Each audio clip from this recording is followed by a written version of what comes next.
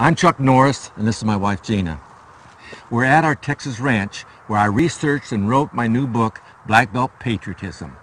While writing the book, I learned a lot about our country's founding fathers, including their views of government and education. Regarding education, we're concerned that some people want the Bible removed from public schools.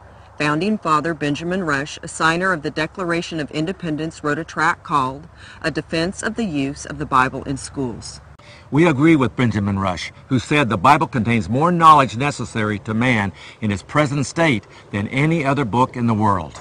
Chuck and I are on the board of the National Council on Bible Curriculum in Public Schools, which helps schools implement a course on the Bible in history and literature. School districts in 38 states have implemented this course. 210,000 students have taken this course to date. To learn more about the Council and to get Bible curriculum in your school, call the number below. Thanks for calling, and may God continue to bless America.